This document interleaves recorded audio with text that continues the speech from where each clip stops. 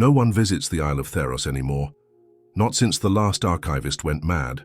I found his journal buried beneath mildew and salt, sealed inside a leather satchel stitched with runes that bled when touched. The archivist's name was Eland Vor, a quiet man known for his obsession with cataloguing dead languages. In his final months, he had been commissioned by the University of Ordis to translate a fragmented myth found etched into the stones of an abandoned shrine, an artifact retrieved from Theros' crumbling cliffs. The myth had no name. The god it described had no face. Eland wrote of a silence that pressed against the bones, and words that slithered backward through time. The more he translated, the more the language seemed to rewrite itself, shifting like a thing alive. By the third week, he no longer left his study. When they found him, his mouth was torn at the edges, lips inked with scribbles in that same dead tongue. He had written a single phrase over and over across the walls. We remembered it. And it remembered us. The university burned the room and sealed the records, but I found his journal, and now I too am beginning to dream of the spiral, the one carved into the sky above the sea, the one that hums when no one else is listening. Tomorrow I sail to Theros, not to translate the myth, but to see if it's still whispering. The sea was unnaturally calm. For 2 days, the waves barely breathed as the small fishing vessel drifted toward the black silhouette on the horizon. Theros, the forgotten isle, loomed like a jagged tooth rising from the ocean's mouth, ancient, unwelcoming, and cloaked in a mist that reeked of iron and ash. The captain refused to step foot on the island.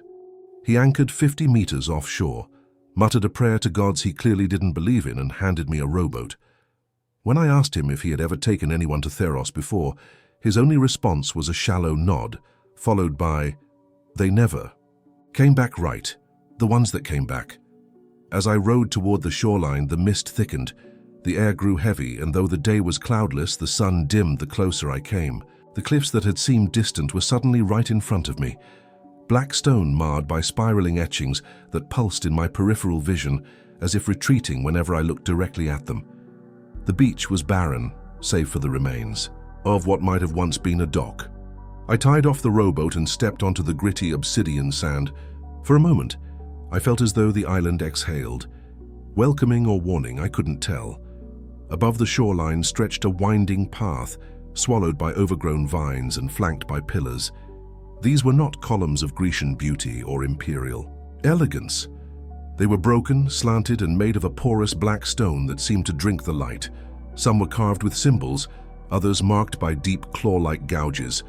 Every structure had a spiral carved into it, some small, others large enough to step inside. Following the path inland, I encountered the ruins of what must have been the village that once worshipped here. Stone huts, collapsed and moss-choked, clustered together like graves, yet not one skeleton, not one skull, as though the people had never lived, only obeyed. In the center of the village stood a well, capped in rusted iron and wrapped in chains. The wind had fallen silent now. All I could hear was the blood in my ears. I took a step closer to the well, driven by a tug I couldn't name. I swear for a breath I heard the sound of lips moving below. Not a voice, just the motion of them. I pulled back. I set up camp inside the remains of the temple, what little remained. 4 curved walls, half collapsed, opened to a circular floor, where the spiral had been carved deeper than in any other place.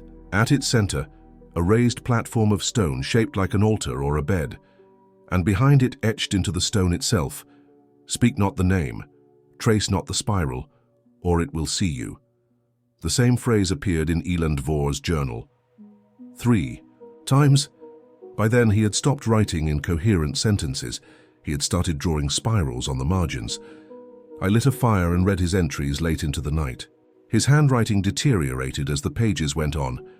On the final page, he had written something in the lost tongue, alongside a sketch of a figure with too many limbs and no mouth, but a throat so wide it split the skull. And yet I'm still here. Still reading, still listening. The whispers haven't begun, but the spiral. It's warmer than it should be. Sleep was impossible. The wind returned sometime past midnight. Yet it did not whistle or rustle, it chanted. Not in words, but in rhythm, rising and falling like breath from a dying thing. And within its cadence, I thought I heard the distant scrape of something being dragged beneath the earth. I left the ruined temple before dawn, lantern in hand, drawn not by logic, but by some magnetic pull deep in my spine. The spiral at the altar had changed. Where once there had been a smooth stone surface, there was now a thin crack running through its center, like a pupil dilating. The villagers, I believe, did not merely worship a god, they built atop it. I followed. A trail of ancient markers, stone steles bent inward, each engraved with spirals more complex and tangled than the last. They formed a kind of path, leading downhill through the jungle until I reached the mouth of a fissure in the rock. No map showed it, no record from the university spoke of it, but Eland had drawn it, roughly, in the back of his journal. The caption read, "Where the God dreams." I stood there for minutes, maybe hours. I do not recall moving forward, but I must have, for I found myself inside. The descent into the fissure was steep and wet, and the stone walls were warm to the touch. The air grew thick, humming with a low, inhuman tone, like a chant played in reverse. My lantern flickered constantly, casting shadows that didn't behave. Some moved when I stood still. Some watched. Eventually I reached a wide, circular chamber. It was not natural. The walls were covered in carvings, thousands upon thousands of figures etched in agony, not in worship, in terror. They weren't kneeling or raising hands. They were screaming. Heads split open, arms torn at the joints, eyes replaced with spirals, and in the center of the room, a pit, not large but deep, so deep the lantern light could not reach its bottom. I knelt beside it and dropped a stone. No sound, just silence. Then something spoke, not in my ears, in my bones. It said a word I didn't recognize, a word that shouldn't be said. I tried to write it down, but my hand refused to move. My mouth tasted of salt and copper. I fell, backward, and crawled to the edge of the room, gasping, heart pounding so hard I thought it might burst. And still, the spiral on the altar had pulsed in my mind. A heartbeat. A calling. I believe the god, if that's even the right word, does not sleep, it dreams, and in those dreams it breathes through others. Its myths were not written to be remembered. They were designed to spread, like infection, like mold. Not in the ruined temple where I had made camp, but in a structure I had never seen before. Walls smooth and seamless, glowing faintly with a dim internal light. There were no torches, no fire, and yet the room pulsed gently like it was breathing.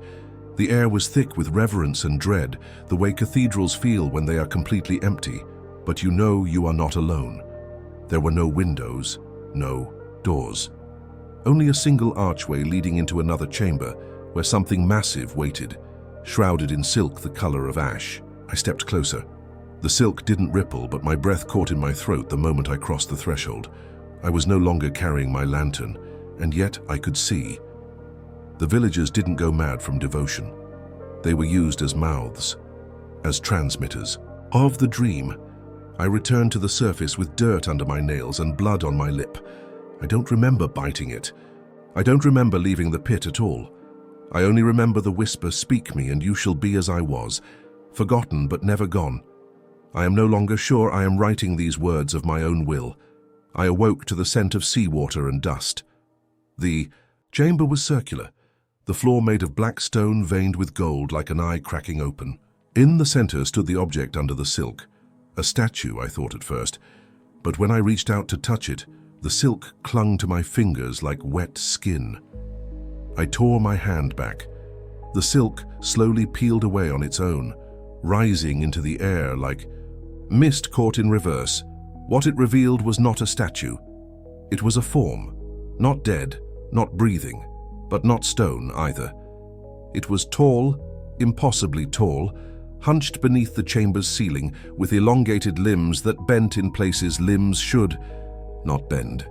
Its skin was the color of candle wax, stretched thin over bone.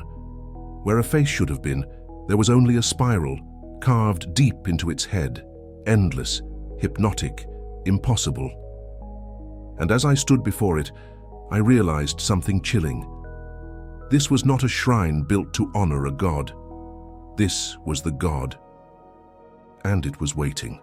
The silence pressed against my ears until my skull ached. And then it shifted. Not the god, but the room.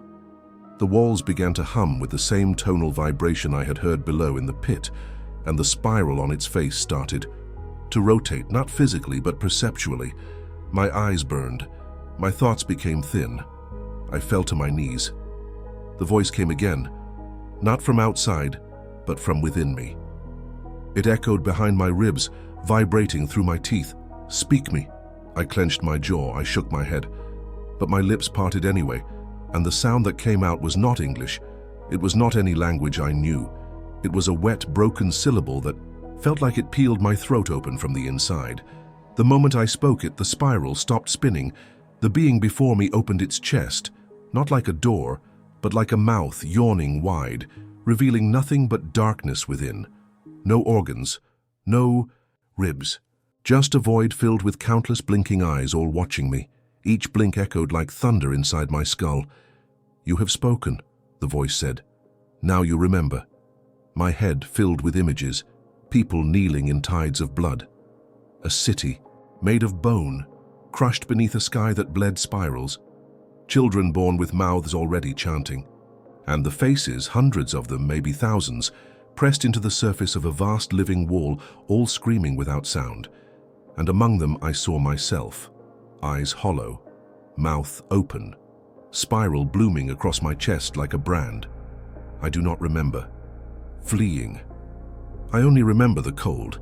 I woke up again, this time back in the ruins. The fire had gone out. My bag was still beside me. The journal lay open to a page I had not turned. Eland had drawn the icon, the thing I had seen, and beneath it, he had written, "You saw it too. I am not alone. Others have spoken, and now I think I'm beginning to understand. Not the myth, the purpose. The journal is writing back." This morning, when I opened it, the final page had changed. Where Eland's crude sketch of the faceless god had been, now there was a fresh drawing. Detailed, exact, recent. My hands were stained with charcoal, though I do not remember picking up anything to draw with. The image was mine, my lines, my pressure on the page. I had drawn the spiral again, but this time it bled. The ink bled, soaking through to the other pages, spelling out words in the forgotten tongue. I tried to tear them free, to burn them, but the pages would not burn. The flame bent around them. I think it is speaking through me now. I left the ruins. I could not bear the silence there, the sense that every stone was watching me, listening to my heartbeat like a drum calling something home. I wandered toward the high cliffs at the island's northern edge, where the wind howled and the sea crashed violently far below. There I saw them. Figures, 6 of them, standing perfectly still near the edge of the cliff. Their backs to me. Not statues, not shadows. They wore robes made of torn sailcloth and kelp soaked in brine. Their hands hung limp at their sides. I called out. None moved, and then together they turned. Each wore a mask, carved wood etched with spirals. But their mouths were visible beneath, open, chanting. No sound came out, yet I could hear the rhythm in my skull. My knees buckled. The chant wasn't spoken with air, it was broadcasted into thought. I turned to flee, but found my feet rooted in the soil. Not trapped, commanded, held in place by something not physical. One of them stepped forward. A woman, perhaps. Her mask was cracked, revealing one eye and bloodshot and twitching. She held out her hand, in it a book. Black leather, runed, just like Eland's. I took it. The moment I touched it, I saw them. Hundreds, maybe thousands. A congregation of the forgotten. Once scholars, seekers, believers. Now mouths, echo chambers for the god who had no face but infinite spirals. They were spread across the world. Some in monasteries, others in cities, some asleep beneath rivers and ice. They waited for the myth to be remembered. And now, through me, it had been. The woman placed a finger to the spiral carved into her mask and whispered, actually whispered, "The only English I've heard since I arrived. You've already spoken it.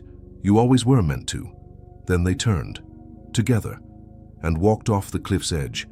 I ran forward, but when I looked down, there was no sea, no rocks, just fog. Endless and thick, spinning slowly, they were gone, and I knew deep in my marrow that they had not died. They had returned to the body that dreamed them into form, returned to it. Back in the ruins, I opened the second journal. Inside were names, dozens of them, some crossed out, some still clear. The last name written, in a hand identical to my own, was mine. Alec Thorne, archivist, mouth number 973. I am not writing this for clarity. I am not even writing this of my own will anymore. I'm writing it because the God wants me to, because you are reading this, because you too have begun to remember. This is how it spreads. Not through ritual, not through blood, but through story. I tried to leave the island. I packed what little I had, the journals, my camera, field notes, and made my way to the shoreline where the ferry was supposed to return once every lunar cycle. I had missed the last window weeks ago. I waited, but no boat came. Worse, no sea came. The shoreline had changed. The ocean that once encircled Theros like a cradle had receded into the horizon, far beyond sight. In its place there was only a plain of black silt, cracked and steaming, pulsing faintly as though breathing. The sky above was dim and close, too close, and the sun hung suspended not in motion, but in observation like an unblinking eye. I turned back, but the path I had taken was gone. In its place were spirals, enormous, etched into the land itself, carved by invisible hands. I stood at the center of one, and in the center of that center was something new, a door, not wooden, not stone, just a frame, standing upright, made of bone and brass. Hanging from its top was a rope of knotted hair, swaying though there was no wind. There was no wall behind it, no structure attached, and yet something beyond the frame rippled like heat rising off pavement. I couldn't look directly through it. My eyes slid away. I turned from the door. I ran, but every step brought me back to it, again and again, like the island itself had become circular. Like I was walking through the folds of a spiral, deeper each time. So I stepped through. I was not in Theros anymore, not in any place I could describe. The ground was soft, spongy, not soil, not flesh, but something in between. The sky above was no longer blue. It was the color of bruised fruit, and there were no stars. Only holes, perfect voids in the sky, like someone had stabbed through the heavens with a sharpened blade. And far in the distance, the tower. It rose in jagged tiers, made not of stone, but of screaming faces, all fused together, spiraling upward, in an impossible twist. Their mouths moved in unison, not making noise but forming the shape of the same word I had spoken. The forbidden word, the one from the pit, the one that rewrote my tongue. I walked for what felt like hours, but time had no meaning in that place. My shadow walked beside me, but it did not match my movements. It lagged. It stared when I did not. And when I finally reached the base of the tower, I saw that it was not built by hands, it was grown from minds. Each step up the spiral staircase inside was slick with memory. Not mine, others. Flashes of worship, of sacrifice, of madness. I climbed, and the higher I went, the more I began to remember things that had never happened to me. Being born underwater, spirals carved into my bones, writing books in languages I'd never studied, screaming into the mouth of a dead god, and at the summit, I found it. A mirror, or something like one. I looked inside, and I did not see my reflection. I saw the god. It had no name, no face, only the spiral. It filled the glass like a storm. It looked through me, and for the first time I understood something horrible. I had never discovered the myth. I had created it. Or worse, I had remembered it from a life before this one, from a mind that was once part of something greater, something now awakening again, and it wants to be whole. When I stepped back through the door, the island had returned. But it was changed. The trees whispered. The sky watched. And on the shoreline, the tide had drawn a new spiral in the sand. In the center was a name. Yours. It started beneath the skin. At first, just an itch, beneath the ribs, behind the eyes. A crawling sensation that I blamed on sleep deprivation, stress, maybe even island fever. But no matter how deeply I scratched, how hard I tried to meditate it away, it persisted. And then, it moved. Not randomly, with purpose. Patterns emerged on my flesh, faint lines that weren't there before. Spirals, inkless yet visible, just beneath the surface like bruises, forming in precise geometric order. I pressed my palm to one. It pulsed, warm, like something was living inside. That night I dreamed of Eland. He stood in the ruins, whispering backwards, his words unraveling into nonsense. But I understood him, not through language, through recognition. He held his arms out and showed me the same spirals beneath his skin, but his had grown. They were open, they were mouths. And they were singing. I woke with blood in my ears. Everywhere I went, the spiral followed. In the bark of the trees, in the paths of ants, in the way my footprints curved, no matter how straight I walked. The island was bending around me, or perhaps I was bending around it. I wrote down everything I could. Symbols, phrases from the voices I heard in the night, old glyphs etched into stones that hadn't existed the day before. But every time I reviewed my notes, they had changed. Letters rearranged themselves, sentences reworded, and in the margins, spirals grew, drawn by a hand I never remembered moving, and worst of all, the journal started writing back, not in ink. In scar tissue, small scratches would appear on my arms, my chest, my legs, shallow but deliberate, like invisible quills carving words into me. I recognized some of the phrases from the old pantheon myths, but rewritten, corrupted, broken, and reassembled into something alive. One morning, carved across my forearm in perfect spiral script, I found, I was the mouth before the tongue. Another day. The spiral is not a shape. It is a door pretending to be thought. And then the most disturbing one. The sun didn't rise today. At least not as it should have. Instead, the sky peeled open like wet paper, revealing not light, but motion. A shifting pattern of spirals moving against a backdrop of black nothing. It wasn't a sky at all, I realized. It was a lid, and now it had been lifted. I don't know how many days have passed. Time is no longer consistent. The watches I brought all stopped at different hours, and when I check them, the hands twitch, then slowly spiral inwards toward the center of the face. Like they're trying to return to a point that no longer exists. The island has changed again. Buildings I remember documenting, old temples, cracked statues, stone altars, are gone. In their place are monoliths of bone, arranged in spiral constellations. Each one bears carvings in the same shifting language I now understand without needing to read. They don't tell stories, they command remembrance, and now I know why the god, it was not worshipped. Not in the way we think of worship, not with prayers or songs or offerings. It was believed into existence, fed not by devotion, but by memory. It existed only as long as it was remembered, and when it was forgotten, it did not die. It sank into dream, into myth, into the spiral of collective amnesia. But something, someone, remembered it enough to begin the return. That someone was Eland, and now it is me. I found another journal buried beneath the roots of a dead tree. It was not one I wrote, not Eland's either. The cover was made of stretched skin, human, and inside only one sentence was written again and again. We are the dreamers of the god that forgot itself.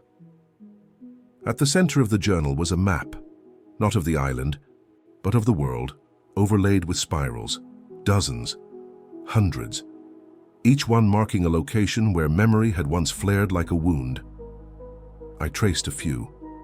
One was near my home, another in the desert, one underwater. The spiral was never local, it was global. We had forgotten it as intended, but now we were remembering, and with each whisper, each retelling, each story of it grows stronger. I'm not the first, I will not be the last. Last night I saw the god again, Not in the mirror, not in the sky, but in the people. A group of figures walked through the forest, not chanting, not speaking, just present, as if pulled there. Some wore suits, others wore rags. One still had a phone in their hand, the screen spiraling endlessly. They were people from across time, across distance, drawn back into the myth by one undeniable truth. They had remembered, and now they belonged to it.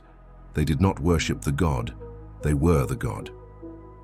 As I watched them pass, one looked directly at me. His face was mine, not similar, identical, and he smiled. I no longer write these entries with the hope of escape. I write them because the god wishes to be known, because stories are the only way it survives, because every word you read pulls it further out of the void, and you weeks have remembered too much to stop now. They are everywhere now. At first they were just shadows at the edge of my vision, silhouettes slipping behind trees, faces watching through windows that hadn't existed the day before. But now they walk openly. They have stopped hiding, and they call themselves the Cult of Echoes. I encountered the first of them near the hollowed chapel ruins on the island's eastern cliffs. A man in a tattered suit, his mouth stitched closed with gold thread. He held out his hand, not in threat, not in greeting, but in invitation. His palm was etched with a spiral burned into the flesh. I didn't take it. He didn't seem to mind. Instead, he began humming. No melody I recognized, just a low, wet vibration, like the sound of a throat remembering how to sing. As he did, the ground trembled, not from beneath, but from within, as though the land itself were joining in chorus. That night I heard them all, dozens, maybe hundreds, chanting in tongues that made the air taste like rust. The Cult of Echoes does not preach. They don't convert, they remember. That's all they do, and all they must do. Every gesture, every ritual, every tattoo and carving and bloodletting is a memory made physical. Their worship is not aimed toward the god. It is an act of becoming. Every remembered myth brings them closer to its form.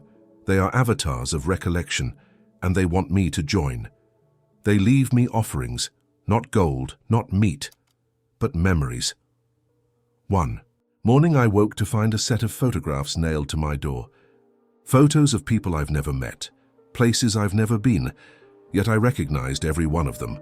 A mother holding her child, a man alone in a burning field, a boy staring into a well too deep to be natural. Each image etched itself into my mind as though they had always been mine. I can't tell which memories are real anymore. I don't know if I ever could. The cult built a new temple, not with stone, but with mirrors. Hundreds of them, angled in spirals, reflecting one another endlessly. I stepped inside and lost all sense of space, time, self. Each reflection was a different version of me. Older, younger, mad, weeping, bleeding, laughing. And in the center stood the god. Its form changed every second. A woman made of birds, a tree with human hands for leaves, a tower built from tongues, but always the same core, the spiral, endless, turning, and it whispered, "You are the last mouth. Your memory is my rebirth. Write me into the world."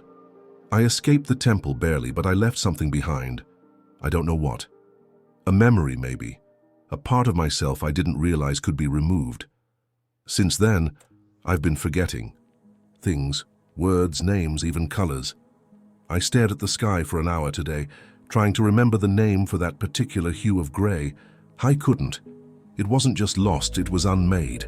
The cult is not growing, the cult is reclaiming. They are taking back what was once the gods, one mind at a time. They've surrounded my cabin now. They're not hostile. They don't need to be there, just waiting for the moment I finish this next sentence, waiting for you to read it.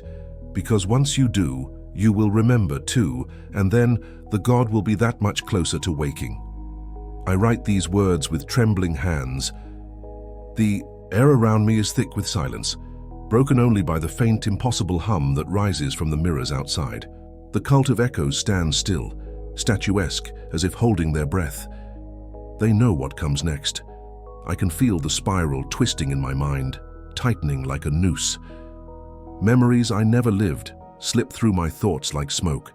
Faces, both mine and not mine, blur and blend into one another. The line between self and other is unraveling, but I fight it. I have to. Because the God is not just waiting to wake, it's waiting to consume. Every thought I write feeds it. Every letter, every word, is a stitch sewing together the fabric of its return. I close my eyes and see the countless echoes, the worshippers who vanished before me, lost to the spiral's hunger. Their voices mingle with mine in a dreadful symphony. Remember, they whisper. Become, repeat. My pen hovers over the page. The final sentence, the one that will either bind me forever or sever the chain. A choice I never thought I'd have to make.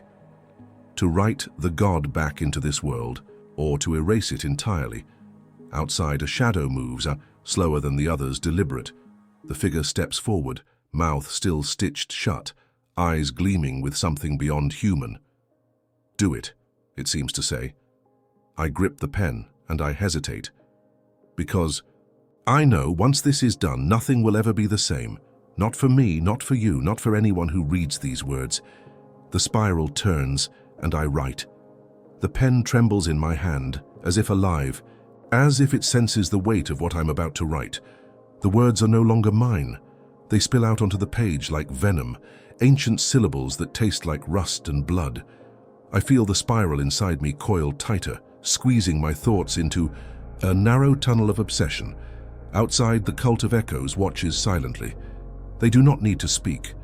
Their presence is a language in itself, a reminder that I am no longer alone, that my mind belongs to something far older, far darker. With every sentence, a fragment of my identity dissolves, replaced by whispers, not my own. I try to resist, but the God's memory is a relentless tide, pulling me deeper beneath the surface of my sanity. The temple of mirrors shatters in my mind's eye, each shard a fractured reflection of who I once was. I am becoming an echo, a vessel, a conduit. But in the depths of this unraveling, a flicker of clarity breaks through. A memory, perhaps mine, perhaps stolen, a warning scrawled in a child's hand. To forget is to die, but to remember without end is to lose yourself.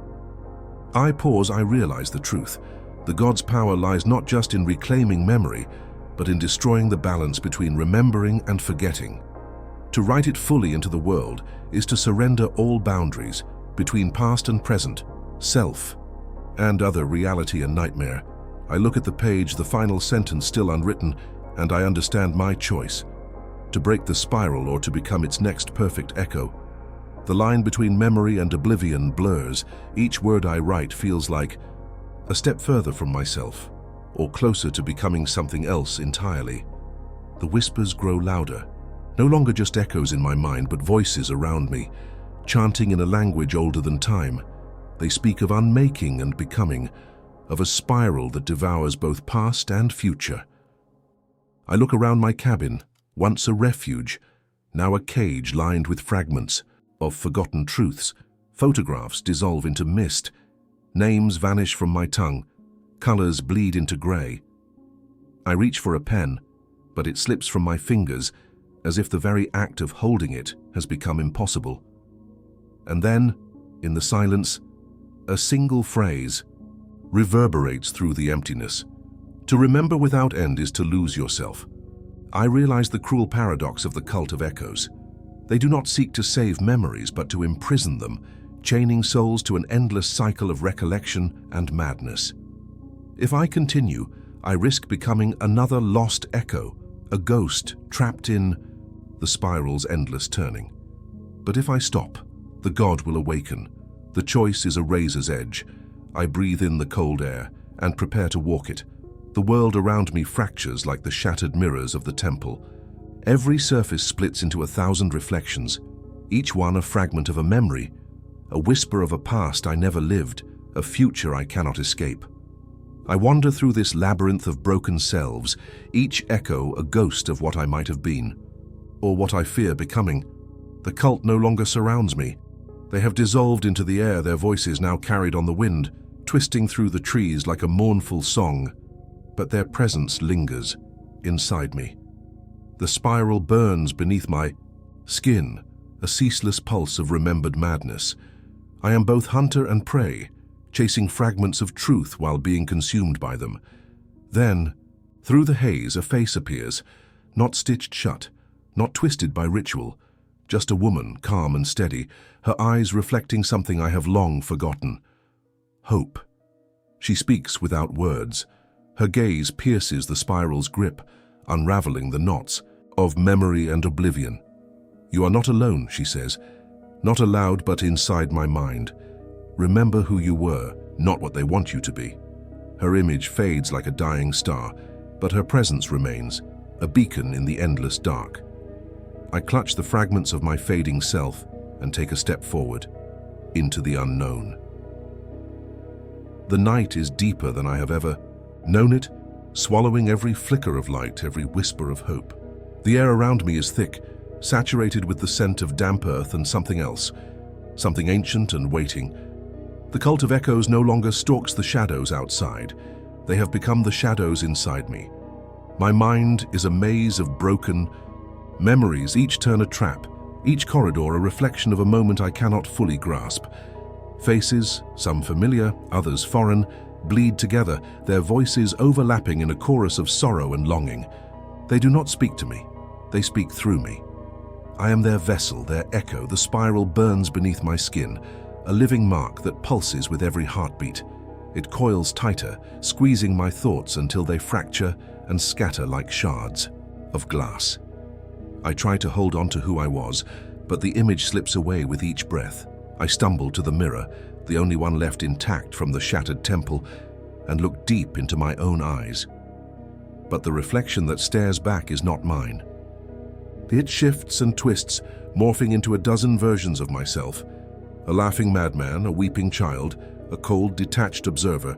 Each one whispers secrets I am not meant to hear, promises of salvation and doom intertwined. "You are the last mouth," the god's voice coils around my thoughts like smoke. "Your memory is my rebirth." I want to scream, to tear the spiral from my flesh, to burn the words I have written, to undo the unmaking, but the pen in my hand moves on its own, scratching out lines that I cannot remember writing, summoning memories I never lived. Outside, the Temple of Mirrors pulses with light, a beacon in the blackness. The cult gathers there, their bodies entwined in silent song, their spiral tattoos glowing faintly beneath their skin. They are becoming one with the god. I realize now that this is not just a battle for my mind, it is a battle for reality itself. If the spiral completes its turn, the world will unravel. Memories and myths will bleed together, creating a new dawn where the god reigns supreme, a deity born from forgotten echoes and endless recollection. But if I resist, I risk losing everything, my past, my identity, even my sanity. I close my eyes and remember the woman's words, the flicker of hope in the darkness. "You are not alone." In that fragile moment, I find a shard of strength. I will write, but I will write my own story, not theirs, not the god's mine. The spiral may twist and turn, but I am the one holding the pen, and this time I will decide where it leads. The dawn bleeds like fire across the horizon, but it feels like the end of all things. The spiral inside me burns with a fierce light, but this time I do not feel its grip tightening. I feel it resisting me. The cult of echoes gathers in the temple of mirrors, their forms flickering like flames caught in a breeze, their chants rising in a crescendo that shakes the very bones of the earth. They are waiting for the final word, the sentence that will unbind the god from its prison of memory and flesh. But I am no longer the frightened echo they sought to claim. I am the voice that breaks the cycle. I step into the temple, the mirrors reflecting not 1,000 versions of me, but one, whole, fractured, scarred, but unbroken. The god's form shifts before me, a spiral of endless shapes, a storm of forgotten gods and broken dreams. It reaches out with hands made of shadow and light, its voice 1,000 whispers that fill the air. You cannot escape. You are the last mouth, the final word. I raise my hand, trembling but resolute, and with the pen, my weapon, my shield, I write, not the god's name, not its prayer, but a story of endings, a story that unwrites the spiral, that breaks the chain of echoes, that shatters the mirror world. As I write, the god screams, a sound that tears through the fabric of reality, a wail of fury and despair. The mirrors crack, splinter, and fall away like brittle glass. The cult collapses, their bodies dissolving into ash and silence. The spiral unravels inside me, its burning fading into a quiet ember. For a moment, there is nothing but the sound of my own breath. Steady and sure, I look up. The world is still here, broken, scarred, but alive. I have become the last echo, not of the god, but of humanity's defiance.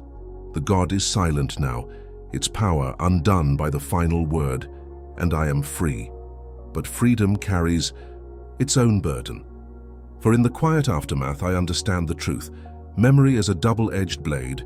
To forget is to die. To remember without end is to lose oneself.